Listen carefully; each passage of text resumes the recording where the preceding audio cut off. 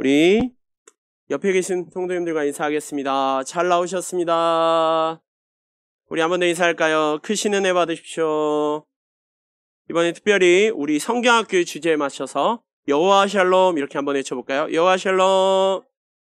오늘도 여호와의 샬롬의 은혜가 임하기를 간절히 소망합니다. 이 시간 호세아 12장 1절에서 6절의 말씀을 통하여서 하나님께로 돌아오는 자라는 제목으로 말씀을 나누고자 합니다. 우리가 읽은 이 호세아서는 지속적으로 이 호세아서에서 부각되는 주제는 과거에 베푸셨던 하나님의 은총을 망각하고 범죄하는 것에는 반드시 징계가 뒤따른다는 이 역사적인 교훈을 잊어버리고 계속해서 범죄하는 이스라엘의 영적 무감각과 무지에 대하여 거듭 말하고 있습니다.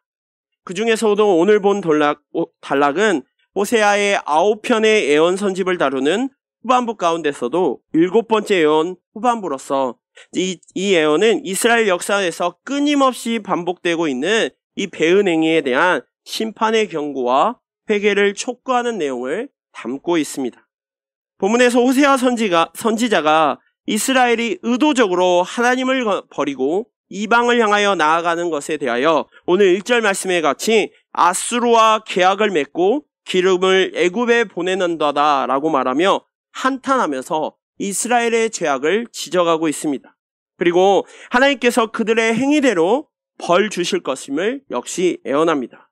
그런데 한편으로는 호세아 선지자는 이스라엘에게 하나님의 자비와 용서에 구하는 방법을 가르쳐 주고 있습니다. 그것은 바로 이스라엘의 하나님께 돌아와 하나님만을 바라보는 것이었습니다. 특히 오늘 이 본문 말씀을 통하여서 이스라엘이 거듭 이방 족속을 바라보고 이방신을 바라보았을 때 바라봄으로 범죄하게 되므로 하나님께 책망을 받게 된 것을 보면서 성도된 우리 역시 온전히 하나님께로 돌아온 자가 되기 위하여 어떤 모습으로 나아가야 할지를 살펴보며 은혜 받는 시간이 되기를 소망합니다. 첫째로 하나님께로 돌아오는 자는 거짓을 멀리하는 사람입니다. 우리 1절 말씀을 보겠습니다.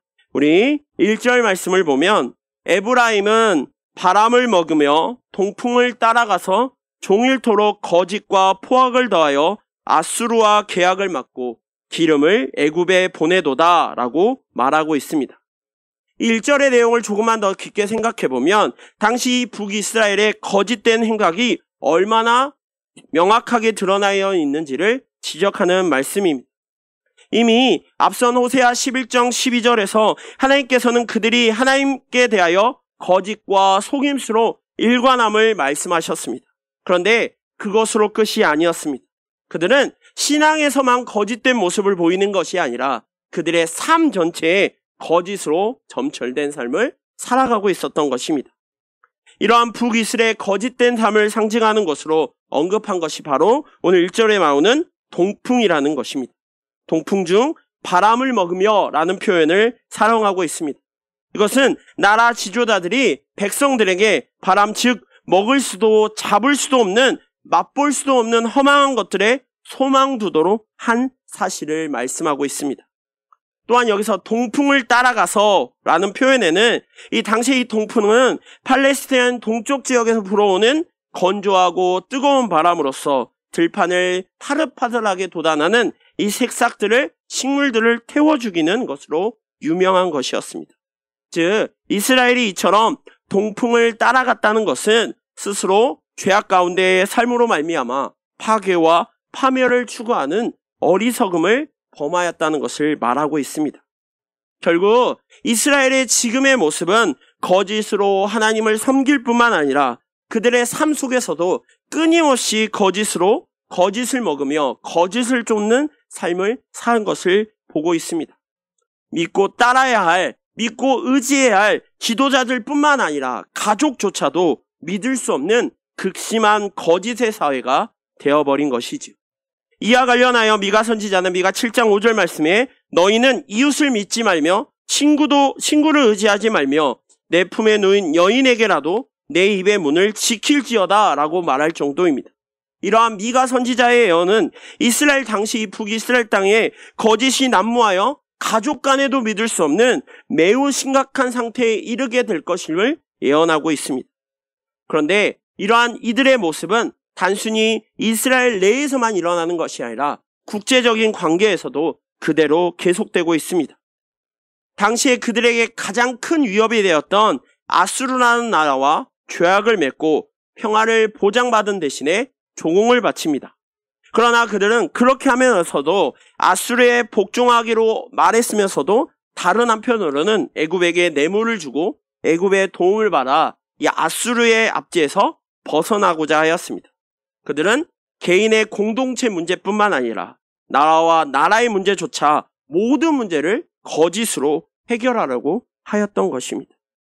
결국 이러한 북이스라엘의 실상, 그들의 거짓으로 점철되어 있는 그들의 모습은 결국 오늘 본문 말씀을 통하여 그 말로가 무엇인지 잘 알 수 있습니다.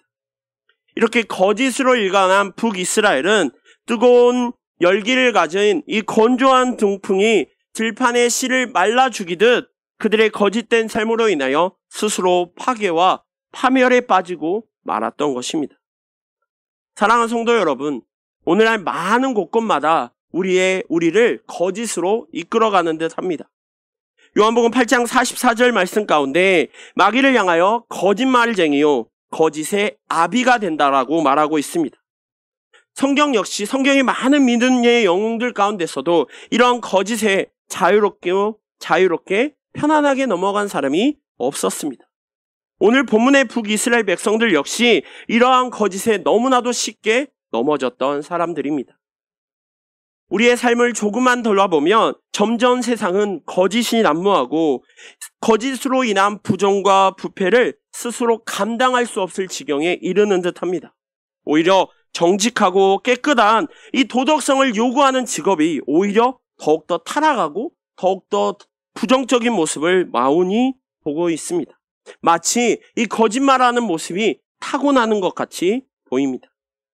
사람들의 마음에는 어느 순간부터 거짓이 점점점 쌓여갑니다. 이처럼 계속된 이런 거짓된 삶, 그것은 결국 바람을 먹으며 동풍을 쫓는 것과 같은 어리석기 그지없는 모습일 수밖에 없습니다. 우리의 겉보기에는 현실적으로 이익을 가져다 줄 것처럼 보이지만 실상 그 거짓의 결국은 공허와 파멸뿐인 것입니다. 그러기에 하나님께로 돌아오는 자로서 거룩한 성도된 우리는 절대로 거짓을 쫓으며 거짓을 행하는 모습이 되어서는 안 된다는 것입니다. 오직 하나님을 대할 때 진실함과 신실함으로 우리는 다해야 합니다. 우리의 신앙생활을 돌아볼 때 정말 나의 신앙생활의 모습은 어떠한 모습으로 나아가고 계십니까? 정녕 하나님 앞에 진실하고 신실한 모습으로 나아가고 계십니까? 정말 진실하고 신실된 모습으로 하나님께만 온전히 나아가길 소망합니다. 진실하고 신실한 모습이야말로 성도된 자로서 하나님께 온전히 돌아오는 자의 모습인 것입니다. 그럴 때 우리의 삶은 열매가 맺고 소망이 있을 것입니다. 언제나 거짓을 멀리하고 진실함과 신실함으로 하나님께 나아가는 우리 귀한 성도들 되시기를 간절히 소망합니다. 두 번째로 하나님께 돌아오는 자는 손에 붙들린 우상을 제거해야 하는 자입니다. 우리 4절 말씀을 보겠습니다.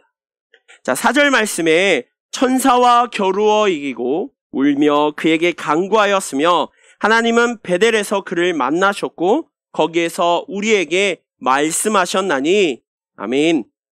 4절에 보면 하나님은 베델에서 그를 만나셨다고 합니다. 이는 창세기 35장의 말씀을 지칭하는 것입니다.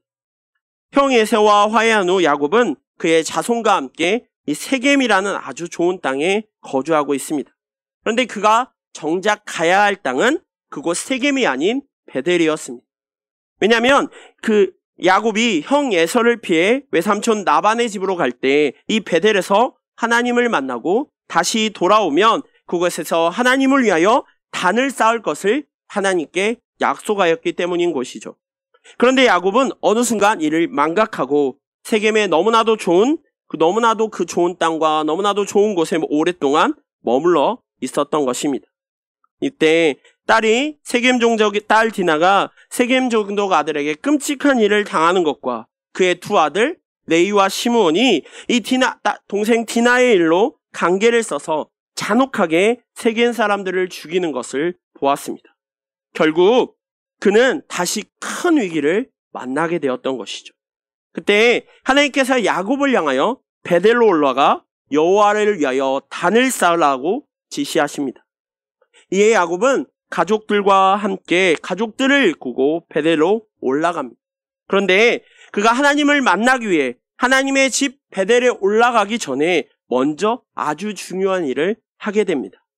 그것은 바로 자기 집 사람들로 하여금 그들이 가지고 있던 모든 이방 신상들을 땅에 묻게 한 일이었습니다. 말하자면 야곱은 하나님을 만나러 가기 위하여 모든 우상을 제거하였던 것입니다. 당시 야곱의 집사람들이 이방 땅에서 오랫동안 생활하면서 그들은 알게 모르게 우상 숭배에 오염되고 있었습니다. 그리고 자연스럽게 많은 이방 신상들을 가지고 있었습니다. 야곱은 하나님이 지시한 이 베델로 가기 전 먼저 이 모든 신상을 땅에 묻도록 조치한 것입니다.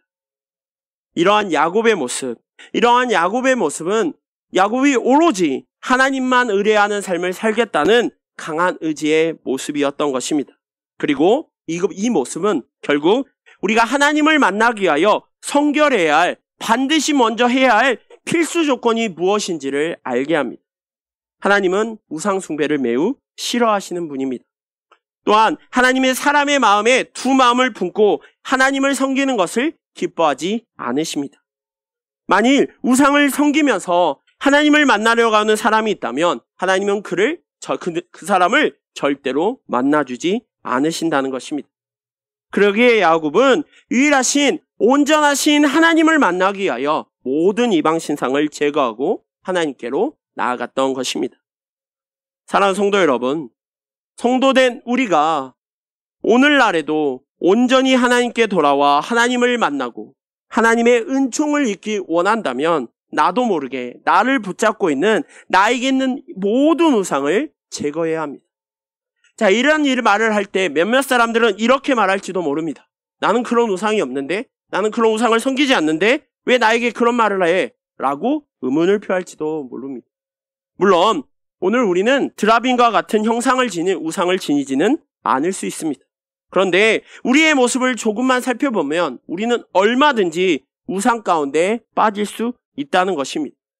내가 하나님처럼 여기고 내가 하나님처럼 하나님을 사랑하는 것처럼 사랑하는 것이 있다면 그것이 바로 나에게 우상인 것입니다. 그것이 때로는 재물일 수도 있고 명예일 수도 있고 지식일 수도 있고 자식일 수도 있고 수많은 것들이 나에게는 우상이 될 수 있다는 것입니다. 그러기에 우리는 반드시 기억해야 할 것은, 분명하게 기억해야 할 것은 바로 그런 사람, 여전히 우상을 붙잡고 있는 사람에게는 하나님을 절대로 그를 만나주시 않는다는 것입니다.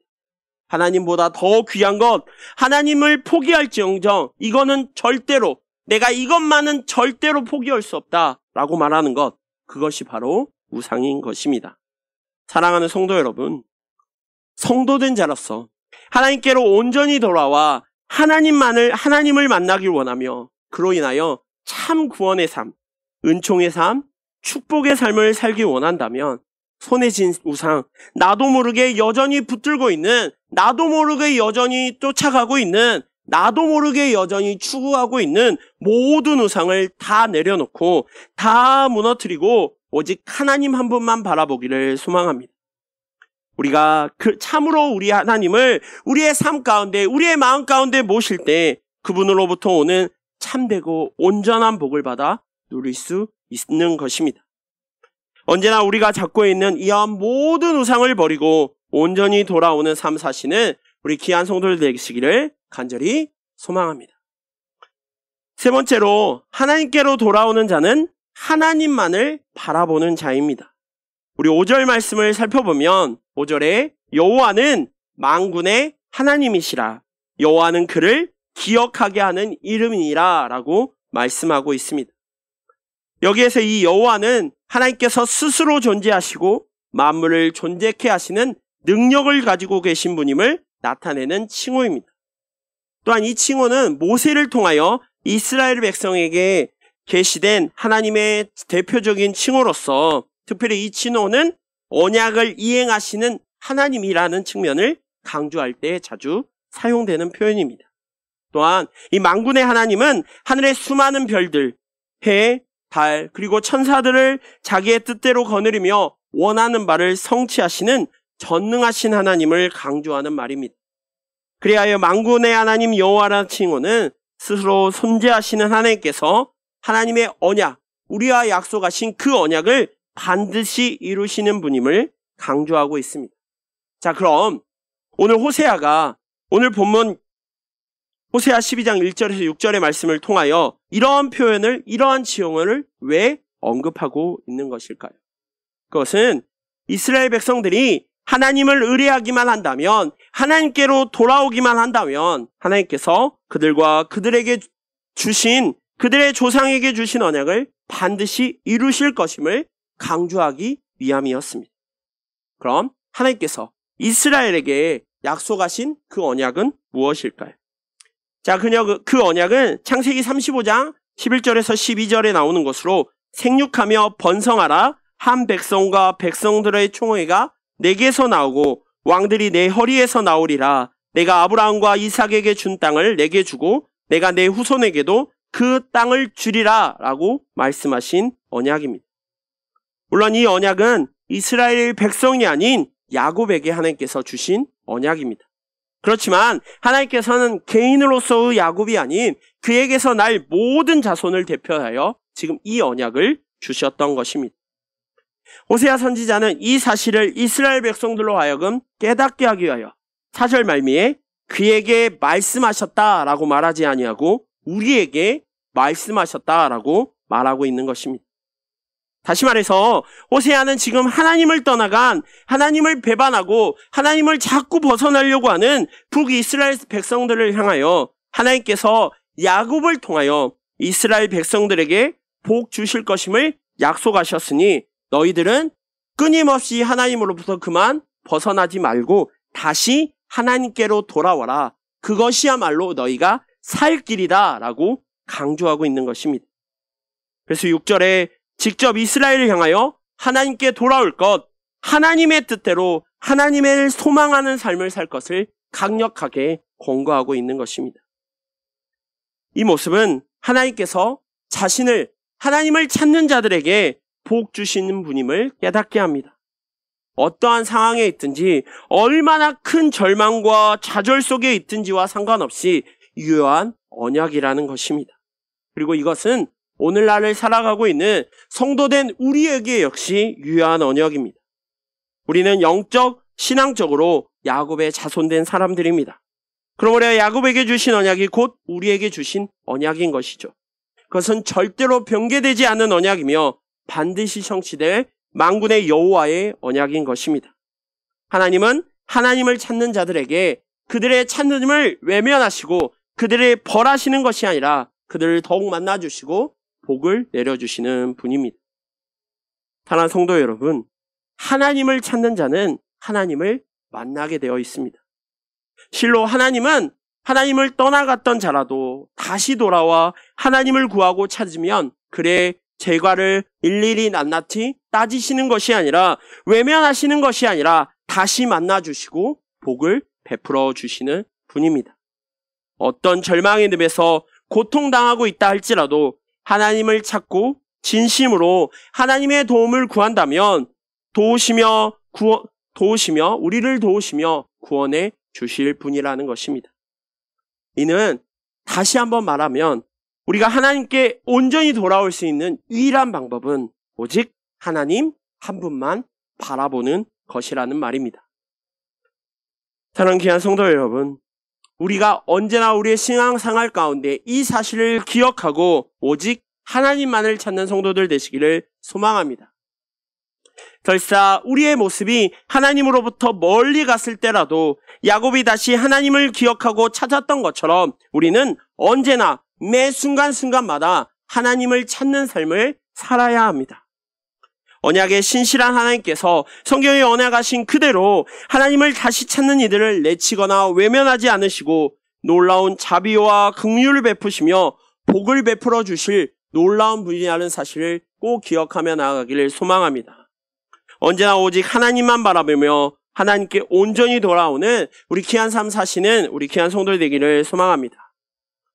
이스라엘의 역사들을 살펴보면 그들은 실로 하나님의 은혜와 긍휼 그리고 돌보심과 인도하심, 축복이 없이는 결코 이루어질 수도 설명할 수도 없는 삶을 살았습니다.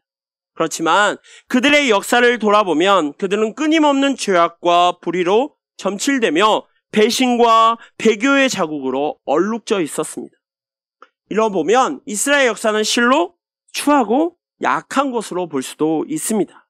그런데 조그만 우리의 삶을 돌아보면 우리 역시 이스라엘에게 지금 임하는 그 지극히 연약한 모습이 우리에게 역시 있다는 것입니다. 하나님께서 이스라엘에게 놀라운 은혜와 능력을 긍휼을 베푸신 것처럼 우리의 삶 역시 하나님께서 언제나 은혜와 긍휼을 베풀어 주고 계십니다. 그런데 우리는 나도 모르게 우리의 마음 가운데 여전히 붙잡고 있는 죄성과 탐욕, 불의함을 억제하지 못하는 매우 수치스럽고 욕된 삶의 흔적들로 우리도 모르게 채워져 있다는 것입니다. 그러기에 우리가 정말로 하나님의 크신 은혜를 안다면 그 은혜를 헛되이 받지 말며 과거 이스라엘 역사의 모습, 오늘 호세아 시대에 나타나는 이 북이스라엘 모습을 살펴봄으로 교훈 삼아서 오직 하나님의 뜻을 따라 범사에 오직 하나님 한 분만을 바라보는 오직 하나님만이 유일한 빛 되심을 오직 하나님 한 분만이 선하고 의로우심을 고백하며 우리의 마음 가운데 채워나가길 소망합니다. 사랑하는 성도 여러분, 세상은 점점 우리로 하여금 하나님으로부터 멀어지도록 유도하고 있습니다.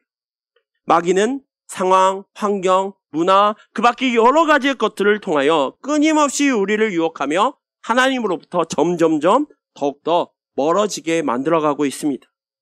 그러기에 이럴 때일수록 우리는 더욱더 영적으로 깨어 하나님께로 돌아와야 합니다. 오늘 본문 6절에서 호세아가 간절히 하나님께 돌아올 것을 촉구하고 있듯 우리 역시 하나님께 온전히 돌아와야 합니다. 그리고 그 증거의 모습으로 우리의 삶 가운데 인애와 정의를 지키고 하나님만을 바라보기를 소망합니다. 이처럼 죄인으로서 하나님께 온전히 돌아오는 자는 입술의 고백은 물론 삶 가운데 오늘 6절의 말씀 가운데 말한 인애와 그리고 정의가 온전히 회복되어야 합니다. 그리고 매 순간순간마다 우리의 시선을 세상이나 세상의 문화가 아닌 하나님께 고정시키고 오직 그분의 뜻을 따라 하나님만과 긴밀한 관계 속에서 살아가야 하는 것입니다.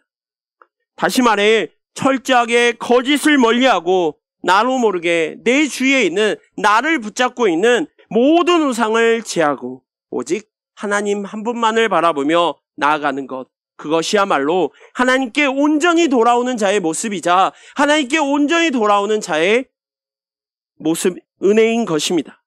이것이야말로 우리의 삶 가운데 하나님의 귀한 은혜가 임하는 모습입니다.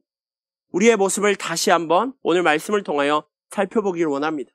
우리가 너무나도 쉽게 북이스라엘의 모습을 보며 북이스라엘 사람들은 왜 저러지? 하나님의 그 엄청난 은혜와 긍휼을 입었음에도 불구하고 왜 그들은 끊임없이 하나님을 배반하고 하나님과 하나님의 배교된 삶을 살고 있는, 그런데 그 모습이 오늘 살아가고 있는 우리의 모습일 수도 있다는 것입니다. 우리는 더 이상 이 땅 가운데 살아가면서 거짓의 아비가 되는 이 마귀의 거짓 속임수에 빠지지 않도록 오직 하나님께로만 온전히 돌아오는 우리 귀한 성도들 되시기를 소망합니다. 우리의 힘으로는 할 수 없습니다. 우리의 뜻으로만 할 수 없습니다. 하나님께서 함께 하셔야, 하나님이 붙잡아 주셔야 우리가 오직 하나님께로 온전히 돌아올 수 있습니다. 거짓을 멀리하고 우리의 모든 우상을 제거하고 오직 하나님만 한 분만 바라보미로 하나님께 온전히 돌아오는 우리 귀한 성도들 되시기를 간절히 소망합니다. 기도하겠습니다.